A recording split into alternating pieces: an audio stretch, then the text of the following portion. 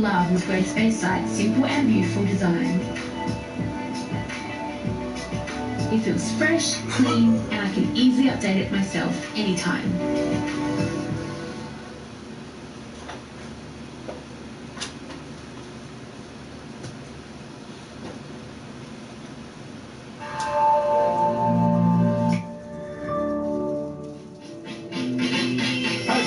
So let me show you how to actually gain access or early access to MetaHuman. So if you check the link in the description, it'll take you over to this web page.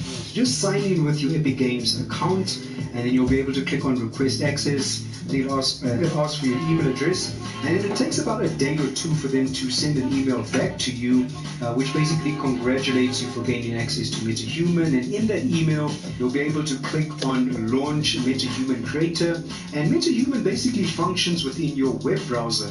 So when you click on a link, it'll open it up in the web browser, and I'll show you exactly what that looks like.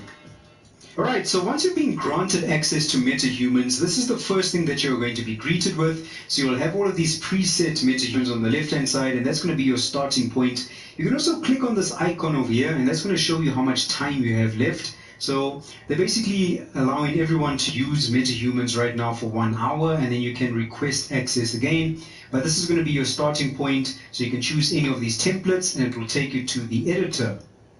So I'm going to go ahead and select this character called Bernice. So you can see it's going to go ahead, load her in, and if you use the middle mouse button on your scroll wheel, you can actually orbit and rotate around your character like this. So it might be a little bit laggy. I actually don't know exactly how this is being streamed. It's probably off like some really powerful computer being streamed to the browser. But there we go. We can zoom in also with your mouse wheel, and you can see just the level of quality and detail on these MetaHumans is absolutely incredible. We've got skin and paw detail. We've got peach fuzz on the characters, which are these small hairs.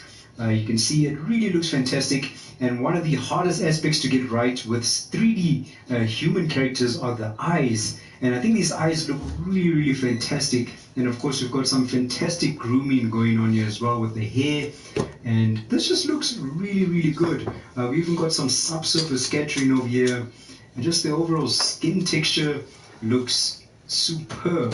So I'm going to start with Bernice, and I'm going to click on next, and that'll take me over to the editor.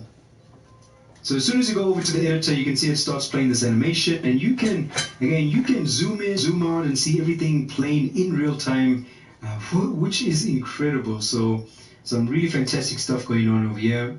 You can see the face ROM as well, where it does some additional animations for the face, and you can see all of those blend shapes being used as well. So really cool stuff going on over here. Now there's some hotkeys that you can see on the right hand side as well that shows you how to orbit. You can toggle between the face with the one on your keyboard or body camera, torso. But I'm just using my middle mouse button, so just the scroll wheel to orbit. That's all that I really need, and I'm just zooming in and out. So let's start immediately. So over here we can change the lighting in our scene. A studio, I think, gives it the best how the hell y'all get there in Taco Bell? Lighting. But you can also choose an indoor scene. So these are definitely HDRIs. This is being lit with an HDRI, and you can see we've got an outdoor scene as well, and a silhouette. Right, so you can see how your character's proportions, you might be cosplaying. Silhouette, which is really nice. But I'm just going to leave this on tours so I'm going to leave that on studio. And you can also switch between different cameras over here. You can choose the render quality. So if you've got a nice, powerful GPU, you can go to ray traced. Now, obviously, this might slow down your computer depending on your hardware. And then the level of detail, so by default 0 is the highest level of detail for this character, and you can go all the way down to Lot 7. So this is usually what's used in mobile games, and yeah, this looks crazy right now, but it's cool that you can switch between the different lots. You can see over here we can even view this with a clay material, which is cool. You can toggle that off and on. We can hide the hair for the sake of performance, because the hair, this MetaHuman groom and hair that's being used, actually really take a hit on the performance. So if you need to hide that, you can do that. And then obviously that's just to toggle the hotkeys. How could you not? So you can take see the over whole here on the thing? left hand side, It's very like- simple it's UI. fucking Let's brilliant. start blend. So this is a super cool feature. You can actually blend between 3 different meta-humans. So if I wait and actually stop the animation right now, you have to stop the animation. Yo, you seen? Right? You So seen let's say I some want of to this blend. metahuman I shit? want to maybe yo? take some features from Ada, and then I want some additional features from Bess, and let's see who else, and maybe some features from Danielle. So once that's all being placed on this blend, it's going to bring up all of these white dots. Now you'll see as I left click over here, the center point is going to be our original character Bernice, but when I move to the left hand side, I'm basically blending these eyebrow features now with our character Ada, and the same applies if I'm going to the other side as well. So really cool stuff how you can blend all of Bro, these it's features. So if crazy I how they wanted can make, Ada's lips, just make characters so simply do fast like that. that though. so a great way to add some more variety to these characters just by blending between different meta-humans. Now you'll see at the bottom there's some other options as well. So we're using blend. If I go to move, you can see I can choose different parts of the character's face as well. So if I click and drag on these ears, I can also shape them however I want them to be. So I can flare them out, and you can see it's got like all of those anchors on there. So this is like a super advanced character creator, something that I've personally never seen. Like this would definitely the most advanced character creator in a video game, if this was intended to be for a video game. Some of them are. But obviously this is going to be used for video games, but you can see you can just shape and adjust those features really quickly and easily. And then the sculpting feature gives you even more control. You have all of these smaller dots in the character, so just giving you some finer control over how you want to shape the elements of your character as well. So really fantastic stuff going on here. It's really in depth, and obviously you can click on preview to see what your character actually looks like after all of those changes. Now we can move over to skin, and with skin this is really cool. So obviously we can change the color of the skin right now, which will also change the race of the character, and you can see everything just blends in seamlessly. It's absolutely fantastic. This is some really cool stuff going on here. Alright, and then we have this texture slider, and this shows different types of skin textures. So you can see there's even some texture maps in here that contain wrinkles and folds and blemishes.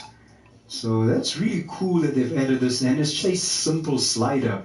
You can change the contrast of the skin as well as the roughness. So if you want to bring in some of that specularity, you know, maybe make the skin look a little bit wavy, then you can do that as well. You can even add some freckles on our character just by simply left clicking and selecting some freckles. You can choose the density. So just go ahead, play around with stuff, and you know, just have fun with it. You can left click on there again to get rid of those freckles. And then there's some accents as well. So if you wanted the cheeks to have some more redness on it, Yo, that shit look really fun. so maybe this character has been blushing. That's probably how they and made some of the maybe characters there's for been some more like redness that in the cheeks. But it's cool. You can even make for Love Death Robots. Like some of them little short films, yo, they got some really good animation in them things, yo. Yeah, they do. They probably be using that Unreal Engine, making metahumans. Cause the ones that my favorite one was Snow in the Desert. Yo, that character looked real as fuck, yo. The albino. Mm-hmm.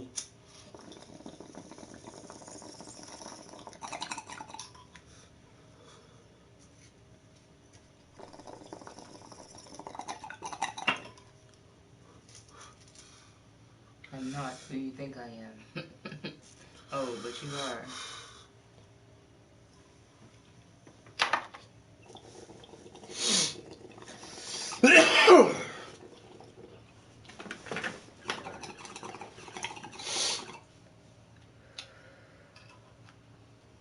almost look like dead or like really dried out. Maybe this would work really well with, you know, older characters that have some discoloration in their face, but it's giving you all of You didn't this like that combination, did you? fantastic You didn't like that freedom combination, to did create you? these humans. So now of course you can head over to the eyes and you can choose a different eye color as well. So this is going to apply it to both eyes.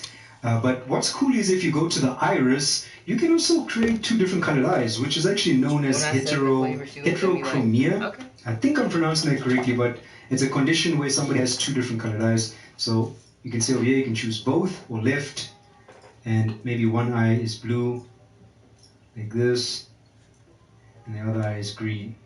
So cool stuff. You can even choose the blend method between radial and structural. I'm not 100% sure what that's doing exactly, but you can see you can also play around with some of the color balance over here for the eye itself. Even the iris size, like there is so much attention to detail that they've put in these eyes. They spent a lot of time making sure that they wanted to recreate the best looking CG eyes for each character, because this is what separates between a really good looking CG character and one that just looks really bad.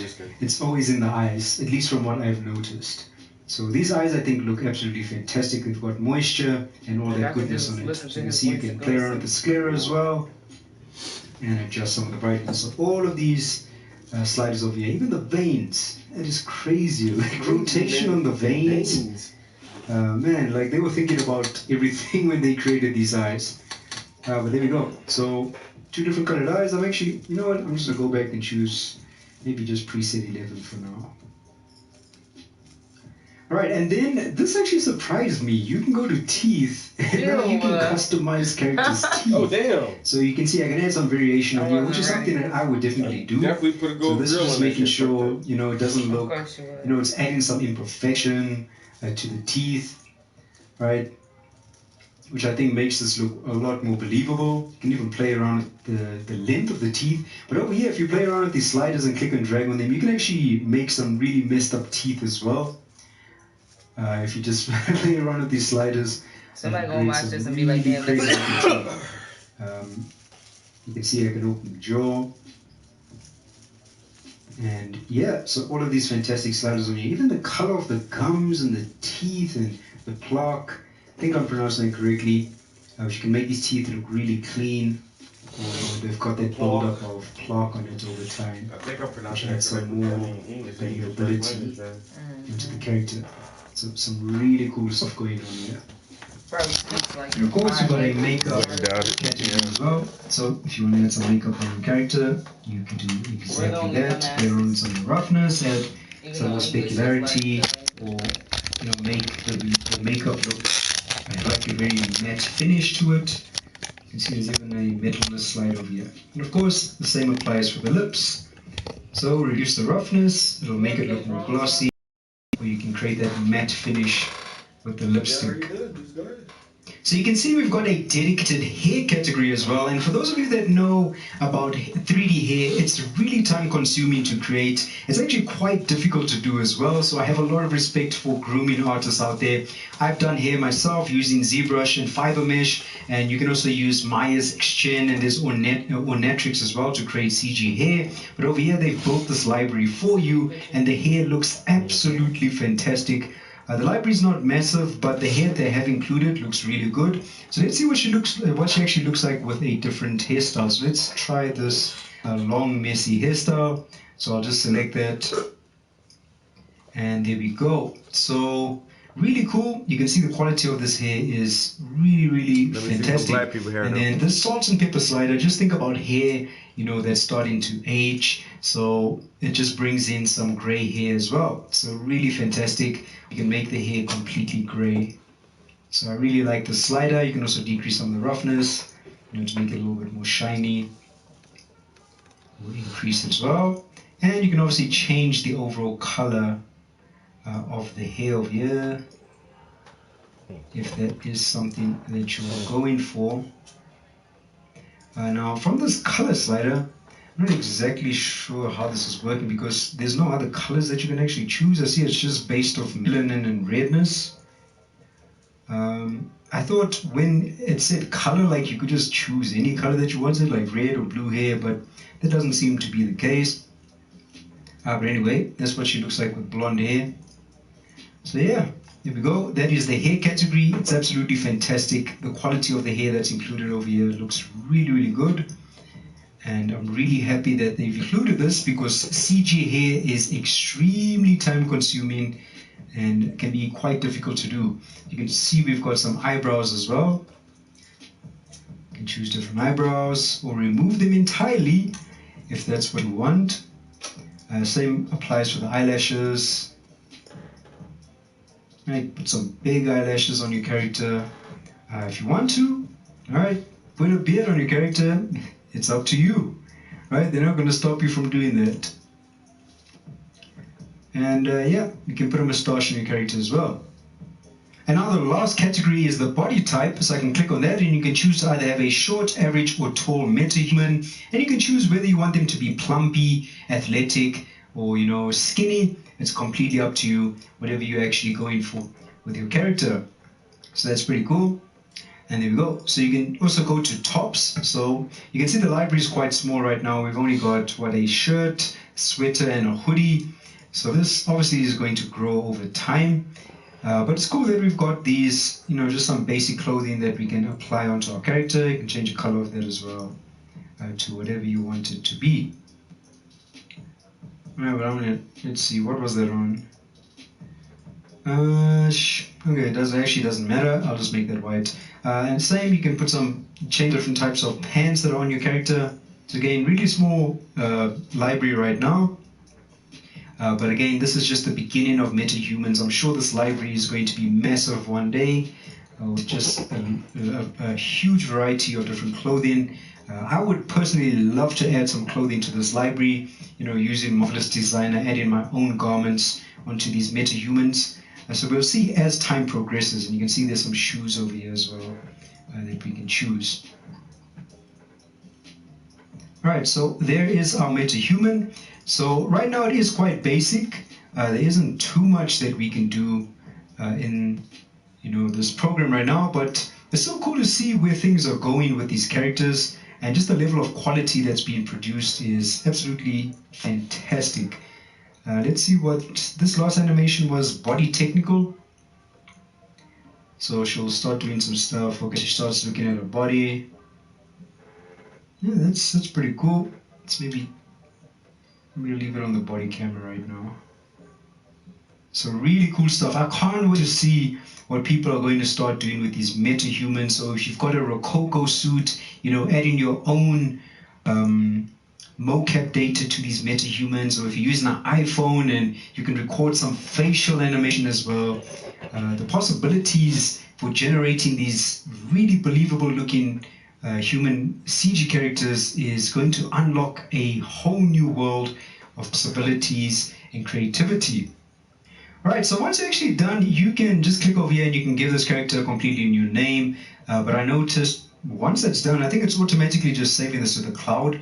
So even if I just click on My MetaHumans and I go back to the MetaHuman creator or the starting point for MetaHumans, you can see it automatically saved over here to My MetaHumans. So now I can go ahead, you can see delete or edit selected if I wanted to go back into that project file. Once you're done in this website, and then you can see we've got My MetaHumans as well. So everything we were doing on the cloud was being saved and updated immediately, and it was being sent over to Pixelbridge as well. So here's that character Bernice. And I actually downloaded this at 2K resolution, and this file size was 907 megabytes.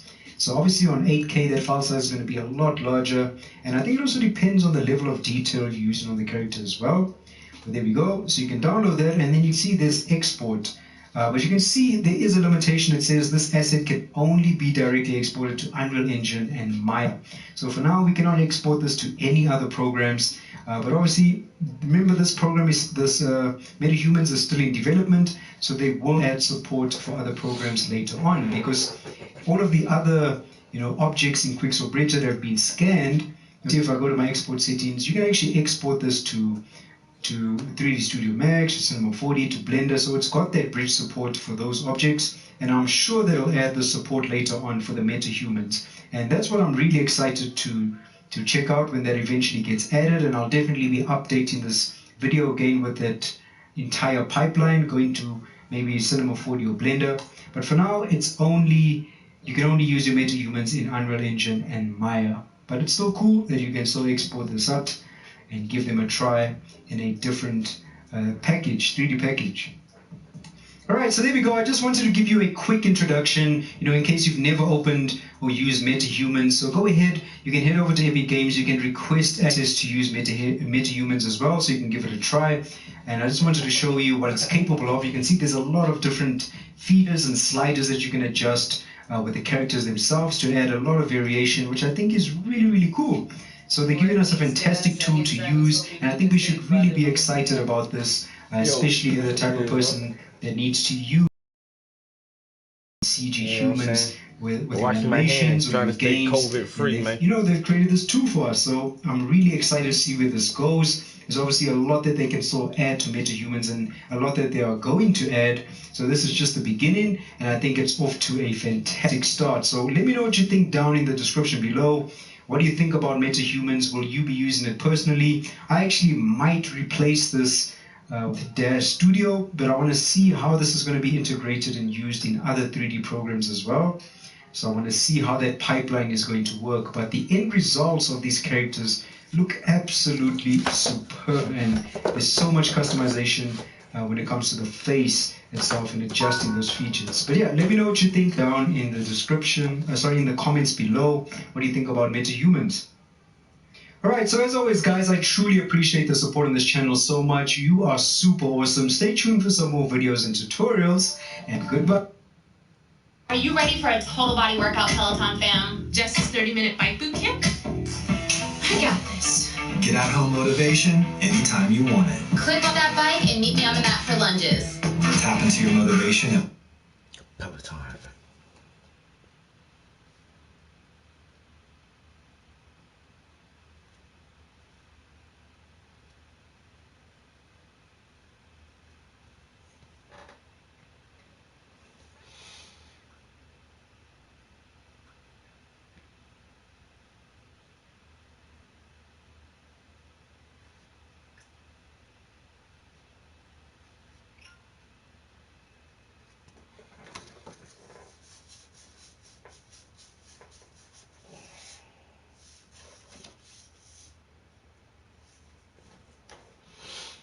All right, so what's next? What's next?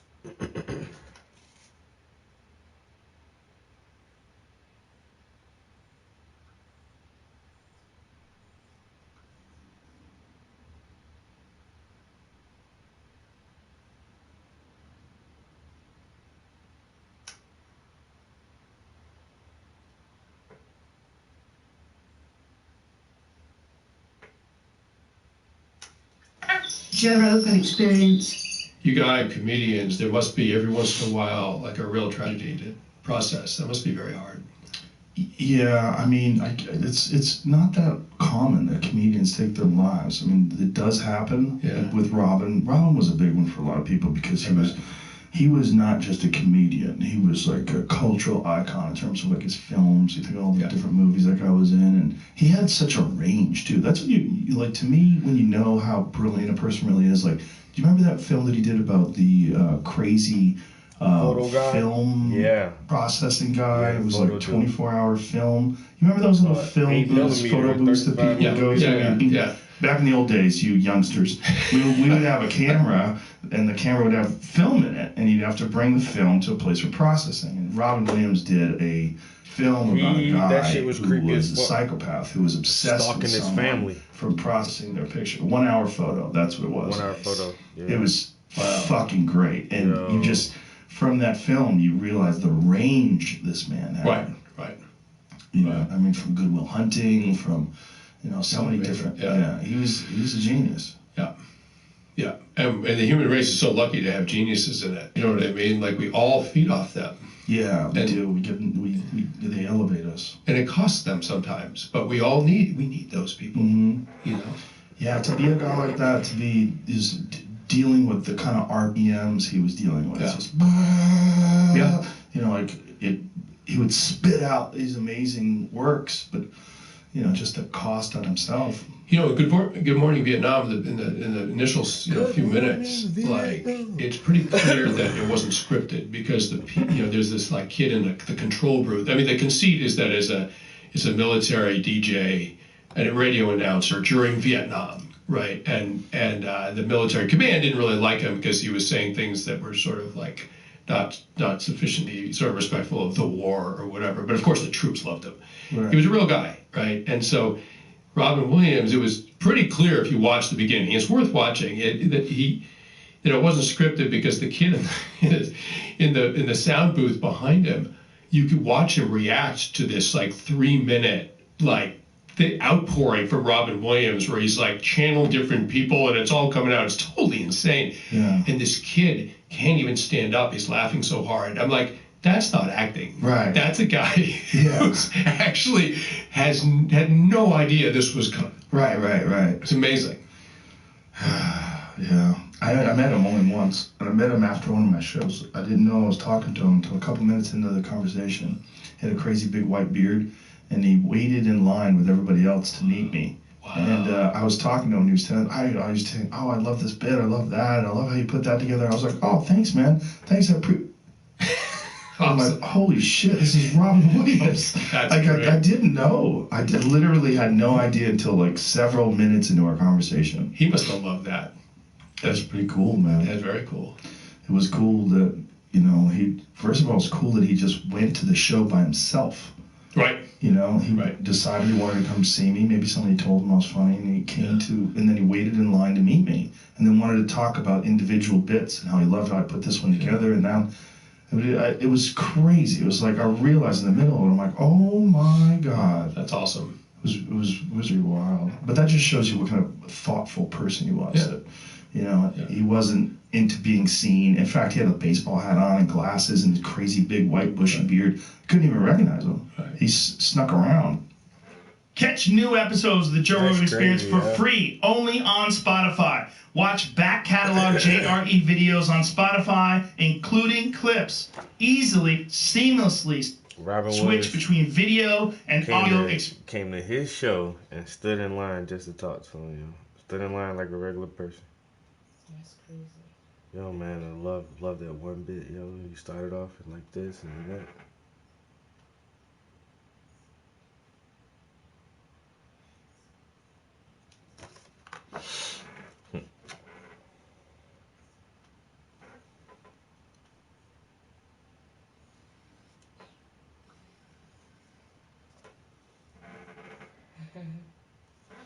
I still remember him from Mork and Mindy. Yo, that's kind of like every time I hear the name Robin Williams, it just takes me back to Nanu Nanu.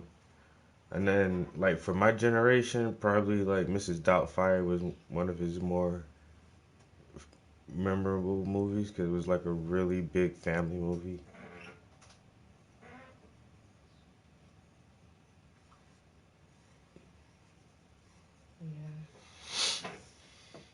Mrs. Doubtfire. It's always a classic. And then Peter Pan. Alright, no, it was called Hook. It was a story of Peter Pan. And then, of course, Jumanji.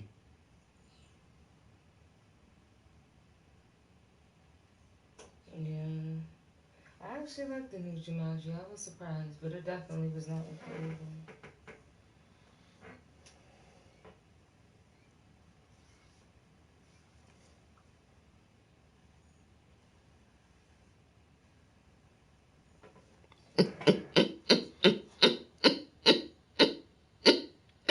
Shit.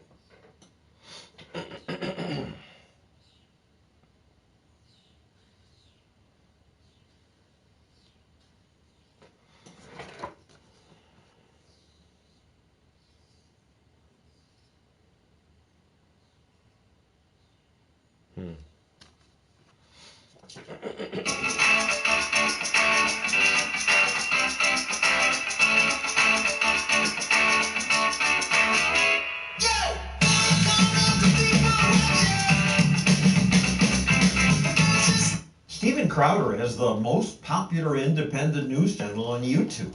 But recently, YouTube and Twitter censored him. I hate it when they do that. So I interviewed Crowder.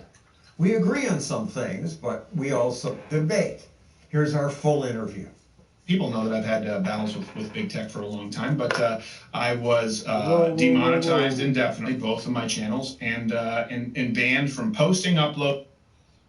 Crowder has the most popular independent news channel on YouTube, but recently YouTube and Twitter censored him.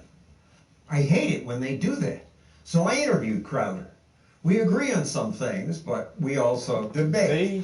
Here's our full interview. People know that I've had battles with big tech for a long time, but I was demonetized indefinitely, both of my channels, and banned from posting, uploading, streaming to YouTube for 1 week, at least, assuming that they don't do what Twitter has done. At this very same time, Twitter has suspended me repeatedly without listing any reason as to why.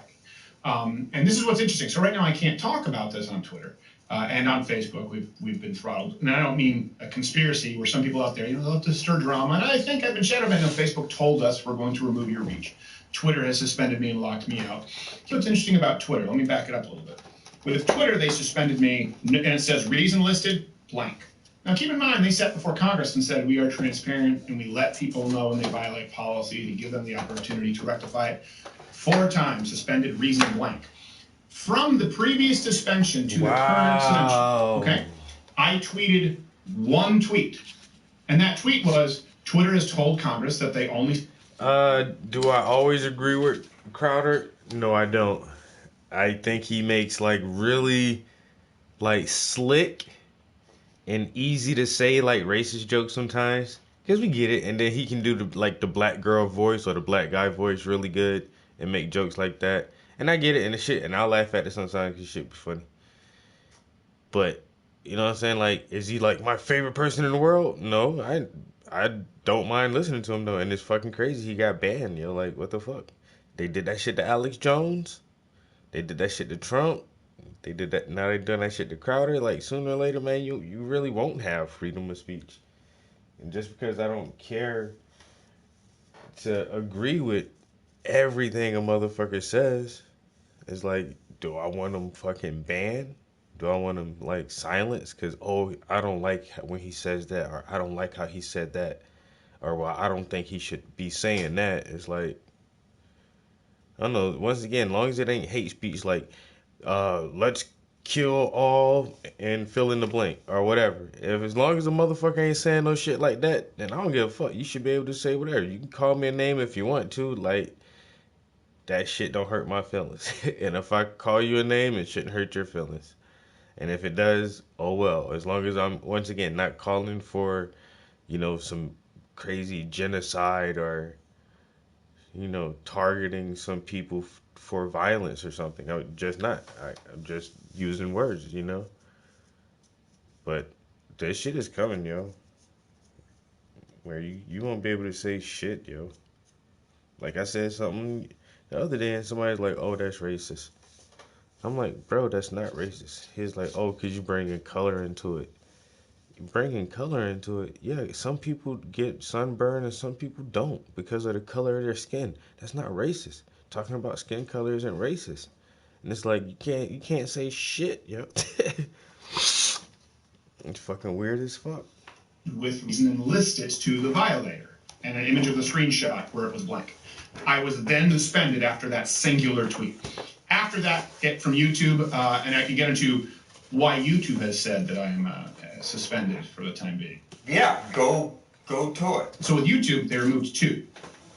One episode was an episode where we did 1 year anniversary to celebrate 15 days to flatten the curve. Yeah. Okay. And let me be really clear. I don't think that people should be banned even if they have crazy conspiracy theories and they're anti-vaxxers. But I'm not. This is what I said in the video. And all of our sources are always available publicly at loudearthcrowder.com.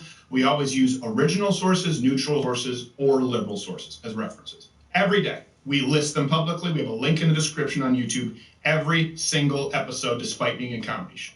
Okay. I said that COVID is a real virus, and it is significantly more lethal to old people. Never said it's not a real virus. Never said that people shouldn't take the vaccine. As a matter of fact, I've been trying to get my mother to take the vaccine because she's older. I've never said really anything about pick your conspiracy. Never said it. Here's what I did say, and this was using the CDC and the World Health Organization. in this episode, a 1.5 hour episode. I said, look, now we have all of the data that's been collected from the CDC and World Health Organization. So it's a novel virus, but we know a bit. And we know the goalposts have moved. We know that COVID-19 is significantly more lethal to the elderly and immunocompromised than the standard flu. And we know, according to the CDC, their own mortality rates, that it's significantly less lethal to children and teenagers. I said, and that's it. We don't know why, but that's interesting, because maybe we should study that, and maybe we should treat these categories differently. I even actually hosted a protest in Michigan to protest the nursing home policies. I have a 97-year-old grandmother in Michigan. And what I ended with was this. Look, the Imperial College of London study said 2.4 million would be dead, I believe. When we started this pandemic, they said a mortality death rate of 3%. I heard as high as 7%, but mainstream acceptance was 3%. There were doctors. Remember those doctors from California who were banned from Facebook and YouTube, who, unlike Dr. Fauci, who hasn't seen a patient in 40 years, they were actually treating patients. And they said, based on what we've seen in our practice, the mortality rate is nowhere near 3%. It's actually much closer to the common flu in that we believe the mortality rate to be somewhere between 0.1 and 0.3%. They were banned. Well, right. And certainly, here's the thing, certainly the people who said it was more comparable to the common flu than the people who said a mortality rate of 3%, they were closer to being right. But like I said, my sin was significantly more deadly to old people, significantly less to young people. YouTube said you can't do that because it will cause people to not take the virus seriously. So they gave you an answer. Yeah, they said it goes against the World Health Organization guidelines, is what they said, even though we use them as a source. There's been almost no pushback about that. People just accept that these things are banned. Those doctors must have been bad. They weren't epidemiologists, so we're being protected from bad information. Right, yeah, and here's the thing. I didn't just say, well, let's talk about these doctors. What I said is these doctors were banned back then, and now here are the revised rates from the CDC and World Health Organization. It's far closer to what they said, which warranted a ban, than the 3% death rate, than the Imperial College of London study, which was the whole premise for 15 days to flatten the curve, which then turned into months, which then turned into a year. So that's really all that I said. So on COVID front, that's my sin. And that also means, look, if I'm a comedian and I'm hosting a show where I list the World Health Organization and the CDC as sources, and then make an inference that is irrefutably correct, the statement that I made, doctors with dissenting opinions, they haven't got a shot. And then people say, trust the science. Well, hold on a second. You don't allow the scientific process to take place. All right, let's leave COVID a moment. So you got demonetized. What's that mean? Yeah, means I can make $0 on YouTube, despite the fact that we have an immense viewership and profit YouTube immensely. They're protecting their reputation. That's what they say. Now, here's the thing. And I should also be clear, I will go back to not just COVID, but the other episode they had a problem with was regarding the election. And I think that's something that'll interest you because there's a great degree of specificity there that YouTube just won't address. Yeah, I've been demonetized before, and here's the thing. I've said that, look, if YouTube wants to demonetize me, meaning they want me to not be able to make a dime, okay, fine, I am not entitled to make advertising revenue. However, when they demonetize me for verifiable facts and Lil Nas X is being sodomized by Satan, and not only is that monetized, but it's deemed child-friendly, that's where I have a problem. Just back up, because I'm old and that went by me. What got accepted? What that is not even demonetized? Yeah. So we've actually showed on my, so there's a current video, and I want to be clear. I am not offended at all, right? I'm an Alice Cooper fan. I get shock rock. This is a rapper called Lil Nas X, and he, to cross-promote some shoes with vials of human blood in them, he did a music video where he sings about having sex with the devil, and he's being sodomized by Satan in hell. That is child-friendly on YouTube. Furthermore, I don't know what I'm allowed to say here or not, but I'm describing videos that on YouTube children can search. So what I'm about to say might be shocking. Do I have your permission? Yeah, you can say whatever you want. Well, I don't know. You're a decent man. So we were on our show, and we were, of course, told that our election coverage was inappropriate for children. There's a gay porn channel on YouTube where they play on camera, dick or dildo, where a man lies down. There's a sheet, granted, and his partner inserts his penis into him, and he has to guess whether it's his penis or a dildo, and that's child-friendly on YouTube. So my issue is with it not being applied equally. Now, here's the thing. I've spent millions of dollars on YouTube in advertising, where I can, hopefully, I would like to be able to pick videos on which I would advertise. But I don't have the option of picking content like mine. You have the option of saying I want to advertise on dick or dildo, but you don't have the option of saying I want to advertise on, let's say, pro-Second Amendment content or on Steven Crowder content. So I just get told from YouTube, advertisers don't want anything to do with your show, which I know isn't true because we have direct sponsors who want to, and they've been stonewalled from YouTube. And then when I'm advertising on YouTube and I say, hey, I'd really like to be able to target people who are interested in my kind of content, well, that's not allowed. So they're the ones who determine what is advertiser friendly. It is them and them alone. It's not sponsors. And why? What's their motivation? Well, I think there's an ideological motivation beyond a profit motivation at this point. And that's what's so, I guess you would say pernicious might be even the appropriate word. Look, when they are saying, hey, someone cannot say that COVID-19 is more lethal to seniors and not lethal significantly to 7-year-olds, we're going to remove that and demonetize it. But we are not only going to allow and make it child-friendly and run ad revenue, but we are going to put the Satan sodomizing a gay black rapper into the feed of kids watching Disney videos. I don't have the answer, but that's what they're doing. Political bias? Oh, yeah, of course that. They would claim no. That's the issue. They always say, no, we don't have political bias. Well, of course, they've been acting as publishers. They're not a neutral platform. And you and I, too, I'm sure that you've struggled with this in some capacity, being more of a libertarian. And you know, I'm very much a Christian, so I'd be considered conservative, but I line up really pretty libertarian is how people would describe me. I just don't really use the term.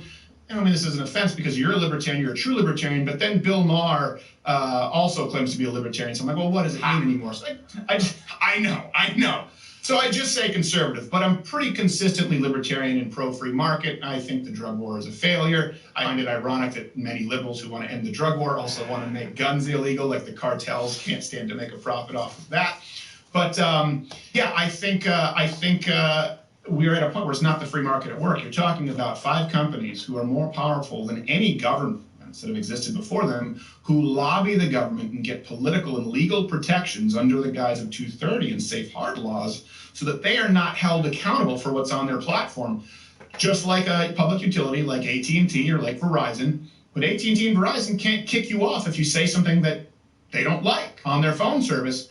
YouTube, Twitter, Facebook can. They get the same protections. So I don't think this is about the free economy anymore, especially when you look at the many hundreds of millions. It really leads at this point that these companies donate to Democratic politicians to give them favorable laws.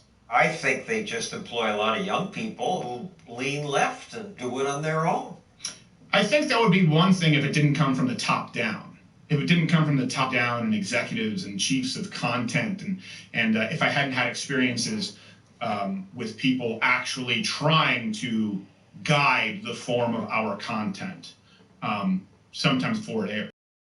Let's talk about one clip of yours I did watch, which was good reporting. This phony addresses in Nevada.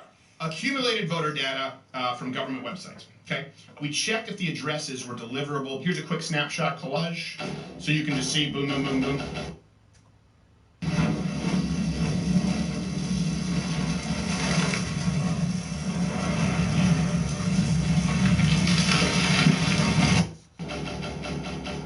So this is something too, so let me be really clear here, because this was considered a violation of their election policy, their scams policy. Now their policy is you can talk about voter fraud. You can talk about it happening even on a large level. You cannot say that voter fraud affected the outcome of the 2020 election or that Donald Trump won the election. Okay, fine, got it. I didn't say that. I'm sure a lot of people have opinions. By the way, by that same standard, you can't criticize the election of Russia or Venezuela by YouTube standards. But what do you mean by saying fine? It's not fine. We ought to be able it's not fine. Talk about that. Yeah. I think someone should be able to say, especially if they're regulated as a public utility, that lizard people stole the election. I think people should be able to say whatever they want. Now, I will say this. I've also gone off on rants on my show about people who've alleged fraud that they, for example, Dominion, or say, look, we have evidence of this kind of fraud taking place that we can verify. But if we have evidence of something that is significant enough, and then someone else comes out and does 60 million votes were stolen, you go, well, now the truth can't get past the lie. And I don't think they necessarily need to be banned, but what I say is people who try and peddle these election fraud theories that are unfounded make our lives very difficult. So I spoke with my lawyer. This is the other episode that was removed for violating the policies.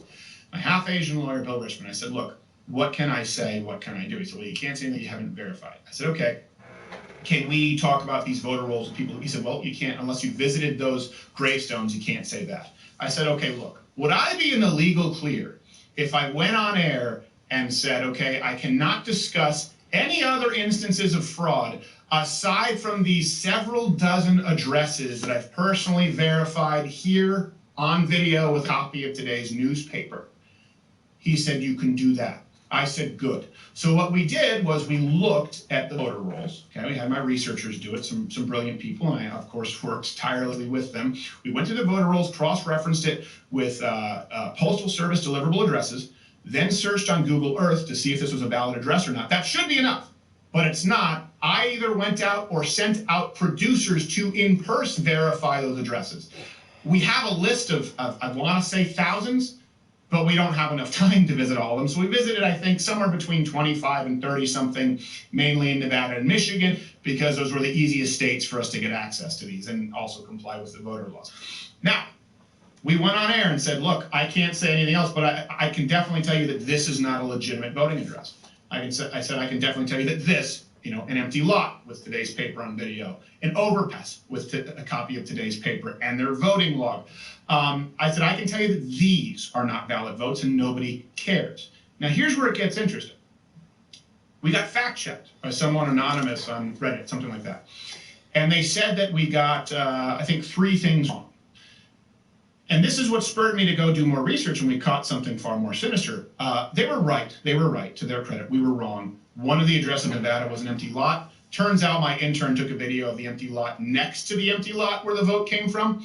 Odds and evens are hard in Vegas to keep track of, and when you're surrounded by empty lots like Tatooine, it's hard to know which one is the empty lot. So we did make that mistake, but the vote was still from an empty lot across the street. But this made me paranoid, and I said, okay. That, in the end, that's still a happy mistake, really, because it showed us that there's even more, there are even more problems with the voter rolls. But I need to go back and make sure that I'm right and there have been no other mistakes. And I thought that I got one wrong. And the one that I thought I got wrong was this lady named Christina Gupana, who worked for the Clintons in 2016. She was fired in the race over something to do with, I think, voter fraud, actually. And no one has really seen her since 2018.